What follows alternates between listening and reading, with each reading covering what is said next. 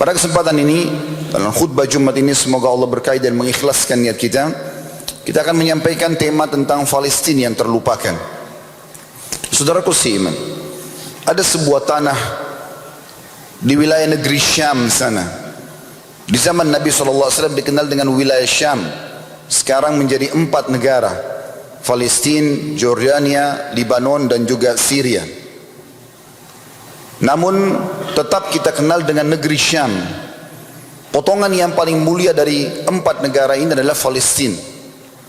Banyak orang di antara kaum muslimin termasuk kita di Indonesia yang melupakan negeri ini. Seakan-akan apa yang terjadi di sana adalah masalah di sana dan tidak ada hubungannya sama sekali dengan dia, karena dia masih merasa aman di wilayahnya. Padahal saudaraku seiman, wilayah ini memiliki kedudukan yang tinggi dalam agama kita, dan setiap muslim punya kewajiban peduli terhadap wilayah, terhadap individu dimanapun yang ada Islam dan kaum muslimin, untuk mereka saling membantu satu sama yang lain. Bahkan kita ini seperti satu jasad. Kalau satu sakit atau satu terluka, maka seluruh tubuh ini akan demam. Dan Allah juga menggambarkan dalam Al-Quran, innamal mu'minuna ikhwah, semua orang beriman adalah bersaudara. Saya akan coba membedah masalah Palestina ini dengan 3 poin penting. Yang pertama, siapa sebenarnya Yahudi yang sekarang sedang menjajah Palestina, bahkan lebih dari 70 tahun mereka menduduki Palestina. Kenapa bisa mereka mengklaim bahwasanya wilayah itu adalah wilayah mereka? Saudaraku seiman, kaum Yahudi Allah gambarkan dalam Al-Quran. Tentu kalau kita ingin rincikan akan sangat panjang bahasan tentang Yahudi ini. Bahkan banyak di antara ulama menulis 2 jilid kitab besar hanya membahas tentang siapa mereka. Tapi saya akan menjawab pertanyaan ini dengan apa yang Tuhan kita Allah Subhanahu wa taala gambarkan tentang mereka.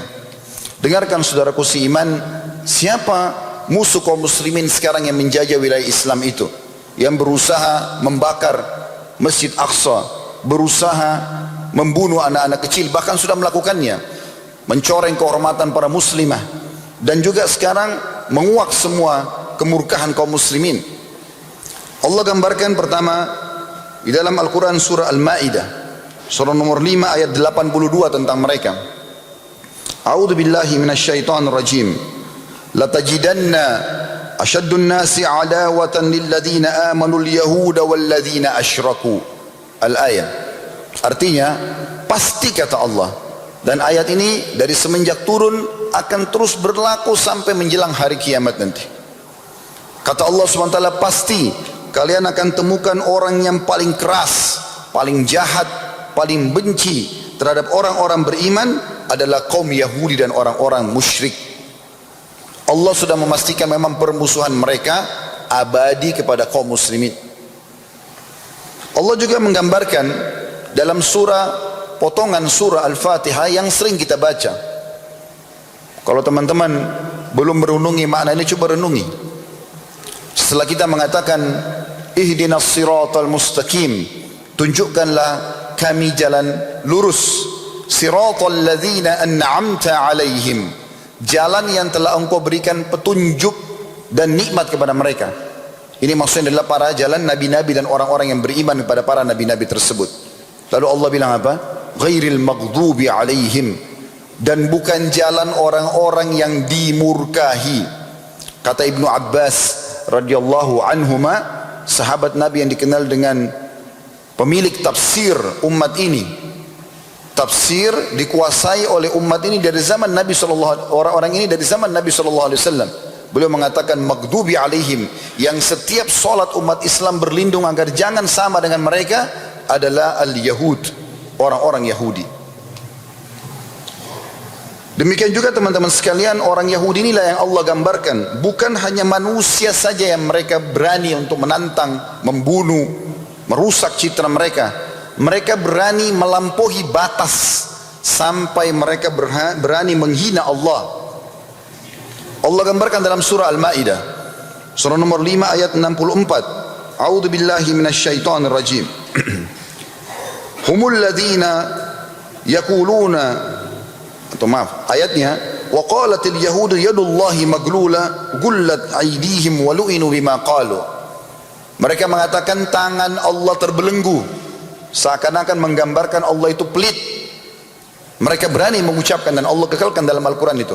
Ketahuilah justru tangan mereka kata Allah yang terbelenggu dan mereka dilaknat terhadap apa yang mereka katakan itu. Mereka juga yang telah mengatakan Allah itu fakir. Bukan cuma manusia mereka melalui, mereka langgar haknya. Allah sampai cita mereka berani mengatakan yang menciptakan langit dan bumi, yang setiap hari menyiapkan untuk kita udara, oksigen yang kita hirup, cahaya matahari, bintang-bintang di malam hari, dan sekian banyak fasilitas yang Allah berikan dari hewan-hewan, tumbuh-tumbuhan, segala macam hal di muka bumi ini mereka mengatakan Allah fakir. Allah gambarkan di dalam surah Al-Imran, surah nomor 3 ayat 181. Sekaligus dalam ayat ini juga dijelaskan mereka lah kaum yang paling berani untuk membunuh para utusan Allah. Belum ada di muka bumi ini kaum, kelompok manusia yang Allah utus nabi atau rasul lalu dibunuh nabi dan rasulnya kecuali orang-orang Yahudi ini. Dalam surah Al-Imran ayat 181 Allah berfirman, a'udzubillahi minasyaitonir rajim, laqad sami'a Allahu qala alladhina yuqalu laqad sami'a Allahu qala alladhi qalu laqad sami'a Allahu qala alladhina qalu inna Allah fakirun wa nahnu aghniya sanaktubu ma qalu wa qatlahumul anbiya bighairi haqq wa naqulu dhuqu adzabal hariq. Allah telah mendengar siapapun yang telah mengatakan Allah itu fakir. Ini orang-orang Yahudi yang berkata, dan kami adalah orang-orang yang kaya, maka kami akan catat perkataan mereka itu, dan mereka membunuh para nabi-nabi yang telah diutus tanpa kebenaran. Maka kami katakan kepada mereka, rasakanlah siksa api neraka. Mereka juga teman-teman sekalian yang menantang Nabi Musa alaihissalam pada saat diajak untuk beriman kepada Allah, mereka minta agar Allah didatangkan dan diperlihatkan dengan mata kepala mereka. Belum pernah ada yang minta perkataan seperti ini kecuali orang-orang Yahudi. Allah gambarkan dalam surah Al-Baqarah, surah nomor 2 ayat 55. A'udzu billahi minasyaitonir rajim. Wa idz qultum ya Musa lan nu'mina laka hatta narallaha jahratan fa akhadathumush sa'iqah fa akhadhatkumus sa'iqatu wa antum tandurun. Mereka lah yang telah mengatakan atau kalian mengatakan kepada Musa, atau mereka mengatakan kepada Musa, kami tidak akan beriman kepadamu hai Musa sampai kami melihat Allah dengan mata kepala kami. Maka Allah menyambar, kata Allah, maka kalian disambar oleh petir. Jadi orang-orang yang pada saat itu meminta dari orang Yahudi kepada Musa alaihissalam disambar oleh petir sehingga mereka hangus terbakar, sementara yang lainnya menyaksikan. Mereka pula yang telah mengatakan, saudaraku seiman, kepada Nabi Musa alaihissalam pada saat diajak masuk ke Palestina. Ini awal kisah mereka masuk ke Palestina. Dulu Palestina itu dihuni oleh suku Arab Kanaan dan Finikiyun. Ada dua suku asli di sana dari Yaman. Lalu Nabi Musa alaihissalam mengajak mereka untuk masuk ke Palestina, tapi mereka tidak mau. Lalu mereka mengatakan kami enggak berani masuk ke sana karena ada orang-orang turunan Arab itu yang nanti kedua suku ini pada saat di zaman Umar bin Khattab radhiyallahu anhu pasukan muslimin masuk ke Palestina, mereka semuanya masuk Islam dan sampai hari ini mereka penduduk asli Palestina yang sudah muslim. Maka mereka mengatakan kepada Musa alaihissalam dengan lancangnya, a'udzubillahi minasyaitonir rajim, izhab anta wa rabbuka faqatila inna hauna qa'idun. Pergilah hai Musa, kau berdua dengan Tuhanmu saja, perangilah dua suku Arab itu di Palestina, kami akan tunggu di sini.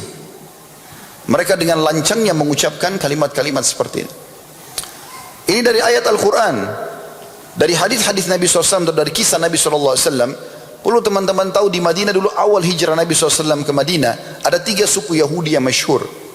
Dan dari 3 suku ini sekarang banyak Yahudi yang tersebar. Yang pertama Qainuqa, yang kedua Nadhir, dan yang ketiga Quraidah. Yang Nabi SAW pada saat hijrah di Madinah melakukan 3 hal yang merupakan pondasi negara pada saat itu, yaitu membangun masjid Quba dan Masjid Nabawi. Dan seperti ini Masya Allah ada masjid jami' atau masjid raya di setiap wilayah mayoritas muslim, adalah sebuah hal yang dicontohkan oleh Nabi SAW agar ada simbol dan syiar Islam. Kemudian yang kedua, beliau mempersaudarakan antara muhajirin dan ansar, pendatang dan rakyat sempat, sehingga tidak ada rasisme dalam Islam. Dan yang ketiga, beliau menulis kesepakatan damai dengan orang-orang Yahudi, sama-sama membela Madinah, tidak boleh saling mengganggu dan seterusnya. Tapi subhanallah, ketiga suku ini berkhianat, dan ini sifat orang-orang Yahudi. Mereka berkhianat, suka sekali berkhianat. Beberapa hari yang lalu, Anda kalau dengar bagaimana terjadi gencatan senjata di Palestina dan mereka tulis perdamaian, baru 1-2 hari mereka sudah berkhianat. Dan ini bukan hal yang baru bagi kaum muslimin, karena telah terjadi kepada manusia terbaik umat ini, yaitu Nabi besar Muhammad sallallahu alaihi wasallam. Suku Qainuqa ini kisahnya diusir oleh Nabi sallallahu alaihi wasallam dari Madinah karena ada seorang wanita muslimah sahabiat Nabi belanja di pasar mereka. Dulu di dalam Madinah ada benteng-benteng, setiap suku punya benteng sendiri, dan mereka kalau malam hari tutup pintu gerbang benteng mereka. Di dalamnya ada pasar, ada pemukiman.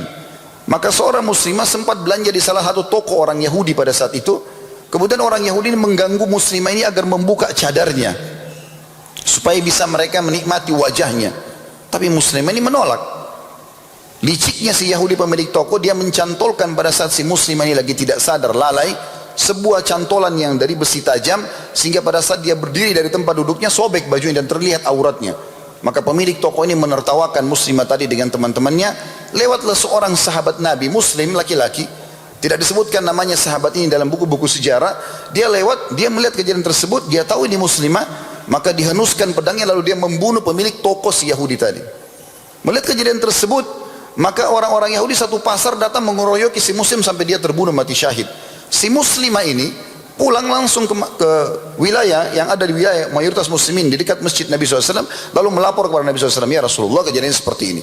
Tanpa menunggu lagi, Nabi SAW membentuk pasukan mengepung suku Qainuqa. Yang Nabi minta hanya satu, siapa yang membunuh muslim tadi di pasar itu, serahkan kepada kami, kami akan hukum. Karena ini melanggar perdamaian. Mereka tidak mau serahkan. Mereka menantang Nabi SAW untuk berperang. Maka Nabi SAW mengepung mereka sampai akhirnya mereka mengalah dan mereka merasa ketakutan. Allah tanamkan ketakutan dalam hati mereka, maka mereka akhirnya diusir dari Madinah. Dan mereka berkumpul di wilayah namanya Khaybar, sekitar 183 kilo dari kota Madinah. Beberapa hari atau beberapa waktu setelah itu, suku yang kedua namanya Nadhir. Nabi SAW menemukan ada seorang sahabat ingin membayar dia denda pembayaran karena pernah membunuh orang kepada sekutunya suku Nadhir ini. Maka Nabi SAW datang sendiri ke suku Nadhir, menawarkan ini uang denda yang harus dibayarkan oleh seorang muslim yang sempat terjadi pertikaian dengan satu orang suku yang bukan dari turunan Arab tapi bukan orang muslim.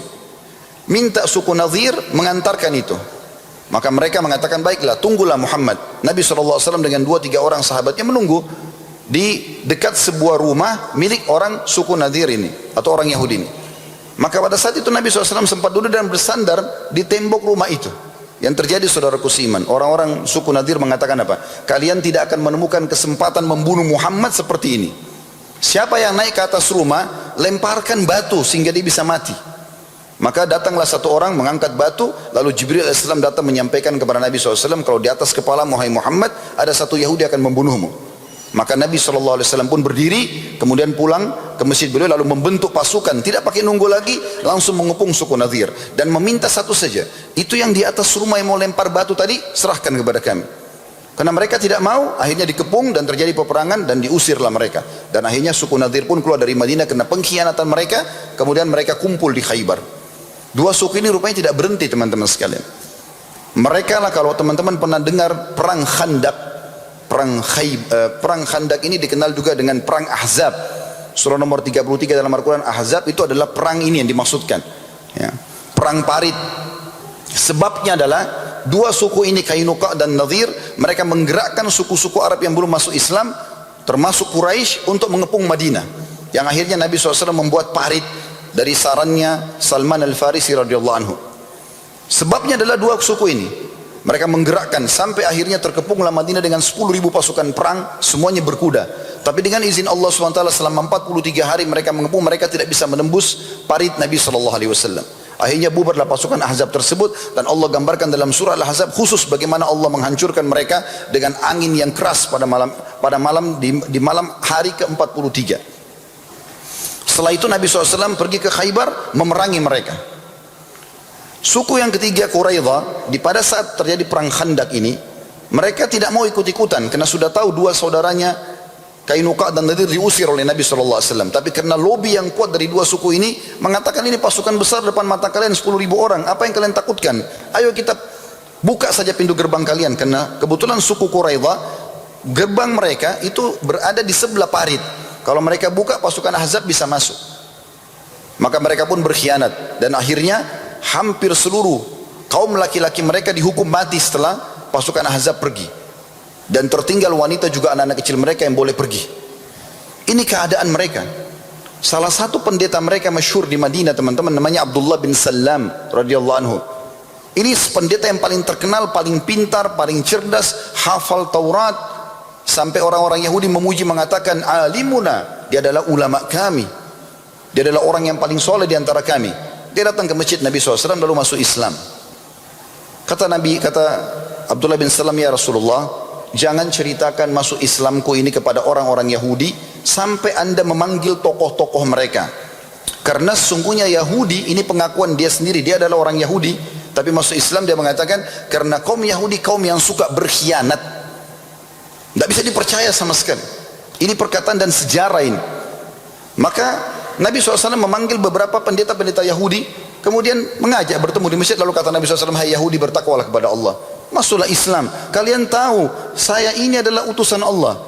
Karena dalam Al-Quran digambarkan Yahudi itu mengenal Nabi Muhammad SAW. Dalam Al-Quran dikatakan, ya'rifuna kama ya'rifuna abna'ahum. Mereka mengenal Nabi Muhammad SAW sebagaimana mereka mengenal anaknya. Bagaimana kita mengenal anak kita? Tidak mungkin, biarpun diambil, dibawa ke negeri manapun, tetap kita kenal itu anak kita. Begitu mereka mengenal Nabi Muhammad SAW.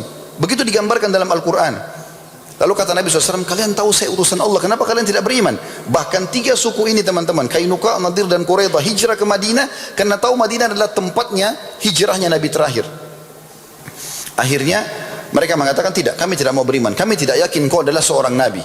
Lalu kata Nabi Muhammad SAW, bagaimana pendapat kalian tentang Abdullah bin Salam? Ini pendeta mereka. Mereka mengatakan, oh dia ulama kami, dia orang yang paling soleh di antara kami, dia pemimpin kami, dia tuan kami dan anak tuan kami. Maksudnya dia dan ayahnya dua-duanya terhormat di sisi kami. Kata Nabi SAW, bagaimana kalau Abdullah bin Salam sudah masuk Islam? Kata mereka, tidak mungkin, mustahil. Kata Nabi SAW, hai Abdullah, keluarlah. Abdullah bin Salam tadinya berada di belakang sebelah tembok masjid, masuk. Lalu mengatakan, hai Yahudi, asyhadu an la ilaha illallah wa anna Muhammad Rasulullah. Dijebak oleh pendeta mereka sendiri yang masuk Islam pada saat itu. Apa yang terjadi, teman-teman? Spontan dalam hadis Bukhari disebutkan, mereka mengatakan, dia adalah orang paling bodoh di antara kami.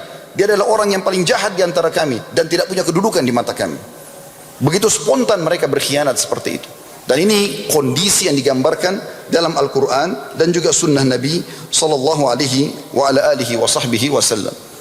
Begitu juga, teman-teman, kalau tahu tentang proses terjadinya pembunuhan Uthman bin Affan radhiyallahu anhu, sahabat Nabi yang mulia, anak mantu Nabi, itu yang menjadi otak dikepungnya rumah Uthman bin Affan dan terjadi pembunuhan adalah seseorang Yahudi yang pura-pura masuk Islam, namanya Abdullah bin Saba.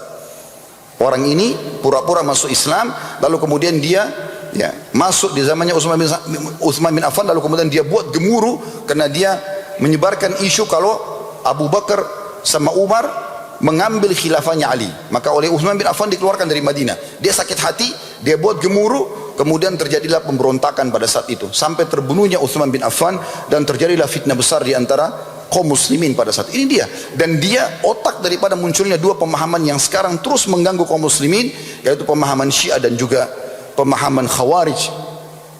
Dua kelompok ini perlu bahasan sendiri, tapi tidak bisa kita sampaikan semuanya di khutbah ini.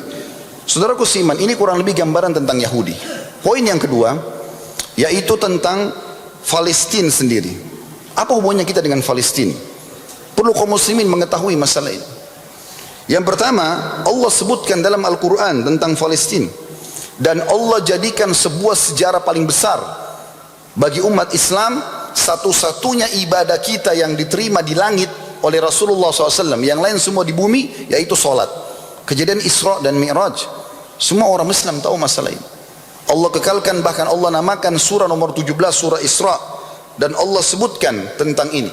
Kalau Palestina dan Masjid Aqsa tidak punya kedudukan, teman-teman, untuk apa Allah jalankan Nabi Muhammad SAW di malam hari? Isra jalan malam hari dari Masjidil Haram ke Masjid Aqsa. Kemudian dari Masjid Aqsa baru naik ke langit, Mi'raj ke langit. Dan akhirnya menerima perintah solat. Kenapa harus ke Masjid Aqsa? Kenapa harus ke Palestina?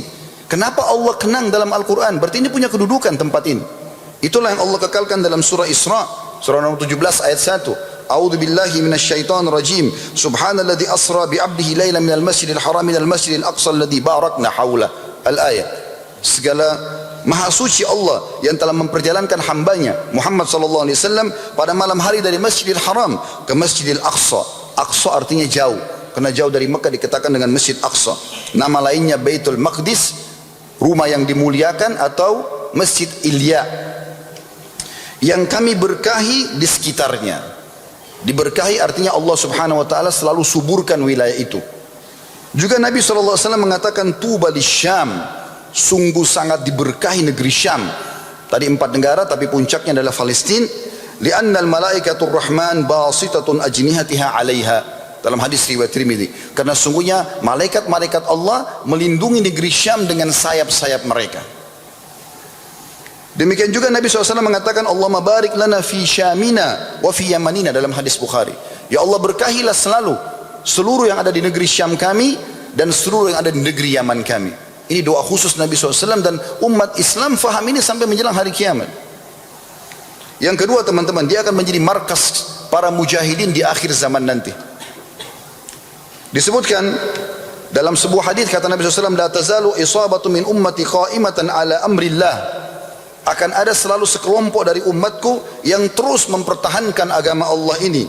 La yadurruha man khalafaha. Mereka tidak berpeduli siapapun yang tidak memperhatikan mereka. Siapapun yang mengejek mereka tidak diperdulikan oleh kelompok ini. Mereka terus memperjuangkan agama Allah. Tuqatilu a'da'aha, dan mereka terus memerangi musuh-musuh mereka. Kullama zahabat harbun nushibat harbun qaum. Setiap kali selesai peperangan, mereka selalu menghadapi peperangan yang lain. Kalau kita lihat kondisi saudara kita di Palestina jelas seperti ini. Sedikit perdamaian, perang lagi. Sedikit perdamaian, perang lagi. Dan saya sudah menginjakkan kaki di sana kurang lebih 4 kali teman-teman sekalian. Saya saksikan depan mata bagaimana mereka menjajah, bagaimana mereka menjaga orang Islam yang mau masuk ke dalam masjid, bagaimana peraturan mereka semua yang letakkan peraturan dengan penjajahan. Mereka setiap saat bisa menangkap umat Islam, bisa membunuh, bisa memperkosa dan melakukan segala macam kriminal. Cuma memang karena media paling banyak dimiliki oleh Yahudi, maka tidak semuanya tersebar. Lalu kata Nabi SAW, yarfa'ullahu qauman wa yarzuquhum minhu hatta ta'tiyamus sa'ah hum ahlus Syam. Allah akan memberikan kepada mereka kemenangan, dan Allah akan berikan rezeki mereka dari hasil peperangan tersebut, serta itu akan terus terjadi sampai berdirinya hari kiamat dan mereka ada di negeri Syam. Dalam hadis yang lain, karena khutbah Jumat saya ringkaskan saja, Nabi SAW pernah bersabda, sayasirul amr ila an takunu junudan mujannada. Akan terus kalian perjuangkan agama Allah ini Islam sampai akan terbentuk pasukan besar kalian. Kata beliau, jundun bisyam, ada tentara kalian berada di negeri Syam, wa jundun bil Yaman, dan tentara di negeri Yaman, wa jundun bil Iraq, dan tentara lagi ada di wilayah Irak. Qala Ibnu Huwala, ikhtar li ya Rasulullah. Sahabat Nabi yang mendengar ini mengatakan, ya Rasulullah, kalau saya hidup di zaman itu nanti, pilihkan saya, yang mana saya datangi, Syam kah, Yaman kah, atau Irak kah? Kalau saya masih hidup di zaman itu pada saat pasukan umat Islam sudah terbentuk dan siap untuk melawan musuh-musuh mereka. Maka Nabi SAW mengatakan, alaika bisyam, kalian harus, kau pergi saja ke negeri Syam. Fa innahu khiratullahi min ardi, karena dia adalah potongan bumi yang Allah ciptakan yang paling Allah pilih. Yajtabi ilaihi khiratu min ibadi, dan akan berkumpul pada saat itu orang-orang terbaik dari hamba-hambanya. Fa in abaitum fa alaikum bi yamanikum, kalau kalian masih tolak ke negeri Syam, maka paling tidak kalian ke negeri Yaman kalian.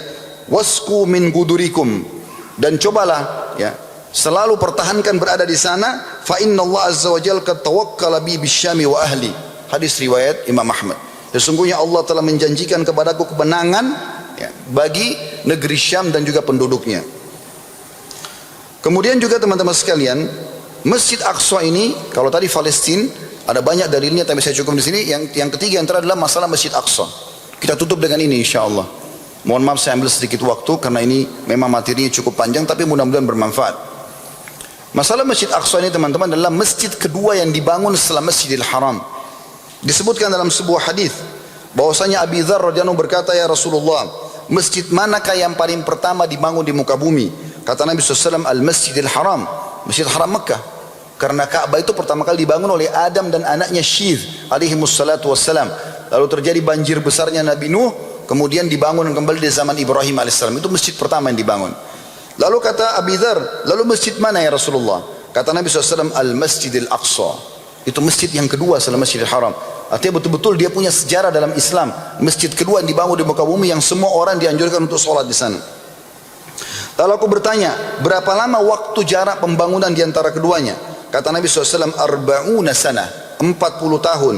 Thumma aynama adraktahu, thumma aynama adrakatka as-salah, ba'd fasalli, fa innal fadla fi. Kalau kau sempat, hai Abi Dzar, pergi ke sana sholat, maka sholatlah di lokasi Masjidil Aqsa.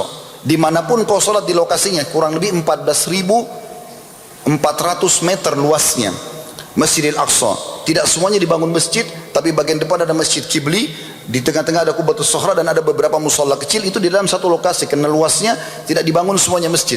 Kata Nabi SAW, dimanapun kau masuk di daerah tembok masjid itu, kau sholat, maka kau akan mendapatkan keutamaannya. Hadis riwayat Bukhari Muslim.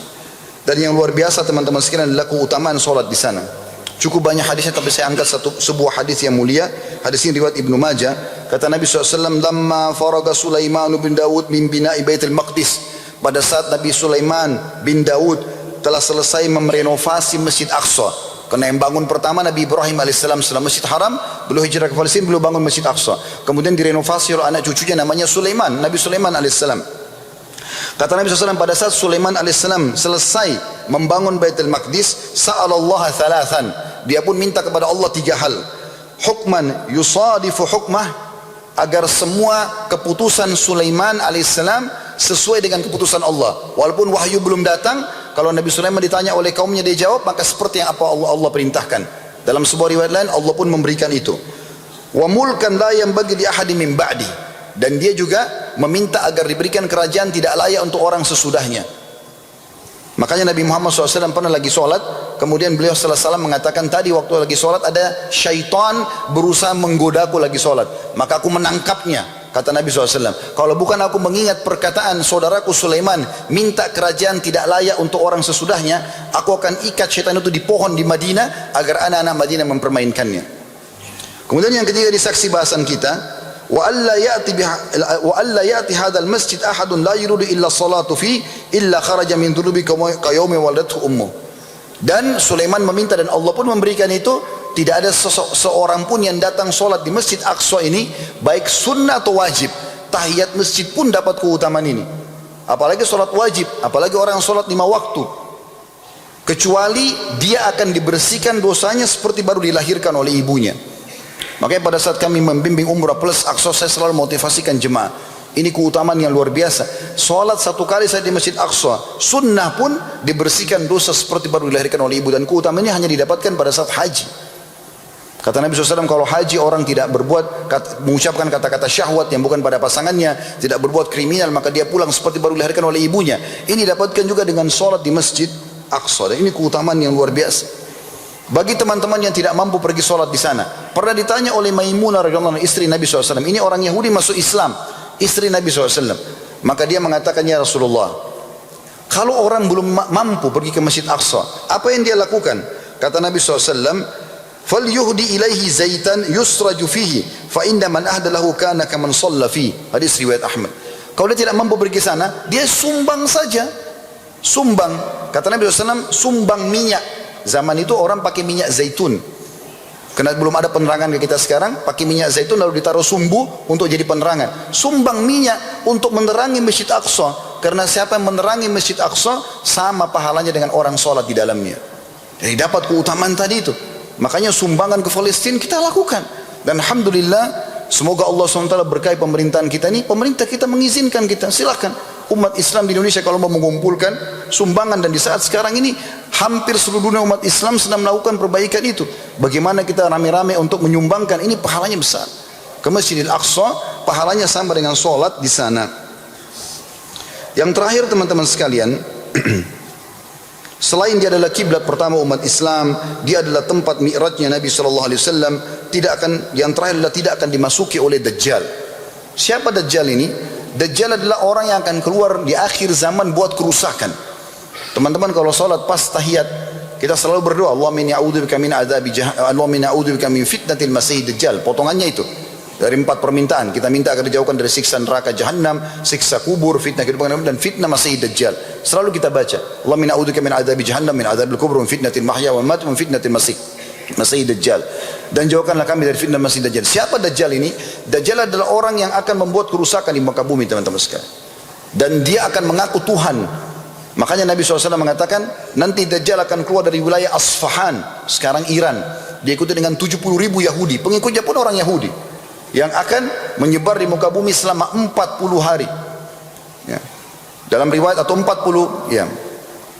Dia akan membuat kerusakan 40 hari itu, satu harinya seperti setahun, satu hari yang kedua, hari kedua seperti sebulan, hari ketiga seperti sepekan, dan sisa harinya seperti hari-hari kalian.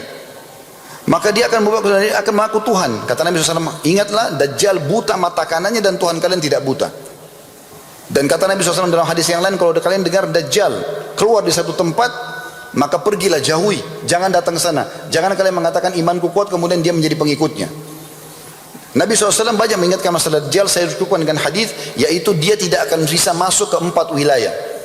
Ke wilayah Masjidil Haram Mekah, ke Masjidil Madinah, Masjid Nabawi Madinah, dan Masjid Aqsa, juga At-Tur, wilayah Tur, tempat Nabi Musa AS menerima wahyu Taurat di wilayah Mesir. Disebutkan dalam hadis masalah itu. Kata Nabi SAW, nanti akan keluar, aku sudah mengingatkan kalian Masih Dajjal yang mata kanannya rusak. Dia akan jalan bersamanya gunung-gunung roti. Artinya orang bersatu kemiskin, lapar dan dia bisa memberikan makan. Serta dia juga akan menguasai semua telaga-telaga air, mata-mata air. Kuasa-kekuasaan yang ada di situ. Dan dia akan menyebar di muka bumi selama 40 pagi. Maka dia akan bisa mendatangi 4 masjid, Ka'bah, Masjid Rasul, dan juga Masjid Aqsa serta At-Tur. 4 wilayah ini tidak akan dimasuki oleh itu. Dan teman-teman, saya sudah menulis sebuah buku judulnya Palestina yang Terlupakan, dan penuh sekali dengan dalil-dalil. Karena khutbah Jumat sekali lagi kita tidak mungkin jelaskan semua. Kesimpulan yang kita sampaikan teman-teman sekalian, Palestina bagian bagi umat Islam. Ada masjid kita di sana, dan Umar bin Khattab mewasiatkan, saya sampaikan juga di mimbar ini, pada saat beliau berhasil menembus pasukannya di Masjid Aqsa, maka yang pegang kunci Masjid Aqsa waktu itu adalah seorang pendeta Nasrani, dan dia mengatakan, saya tidak akan memberikan kunci ini kecuali kepada raja kalian. Maka Umar bin Khattab datang dari Madinah ke Palestina dengan 2 orang saja, tidak ada pengawalnya, dia sama pengawal tangan kanannya. Ya, kemudian dia naik unta, dan dia berjanjian, dia bilang sama pengawalnya, saya akan naik unta ini, kamu pegang pandu unta itu beberapa saat, dan setelah itu kau akan naik ke atas, saya akan pandu. Subhanallah, pada saat masuk di pintu gerbang Palestina, gilirannya Umar bin Khattab yang tarik ke tangan unta pengawalnya di atas unta. Maka orang semua bersorak-sorak menyambut Umar dari kaum muslimin karena mereka mengenal. Lalu pendeta itu mengatakan, mana raja kalian? Kata salah seorang muslim, itu yang sedang pegang tali kukangan unta. Lalu siapa yang di atas itu? Itu bukan rajanya? Bukan, itu pengawalnya. Kenapa dia lakukan? Karena memang dia sudah membagi waktu antara dia dengan pengawalnya. Dia tidak mau sendiri dilayani saja. Maka kata pendeta tersebut, pada orang inilah memang layak diterima kunci ini. Maka Umar terima kunci tersebut. Lalu Umar mengatakan, hai muslimin, mulai hari ini sampai kapanpun pertahankanlah masjid kalian ini, karena ini adalah hak kaum muslimin. Aqulu qauli hadza, saya sudah mengucapkan perkataan saya ini, wa astaghfirullah li wa lakum, dan saya beristighfar kepada Allah, yang mengajak jemaah istighfar kepada Allah, fastaghfiruhu wa innahu wal ghafurur rahim. Istighfarlah karena Allah Maha Pengampun juga Maha Pengasih.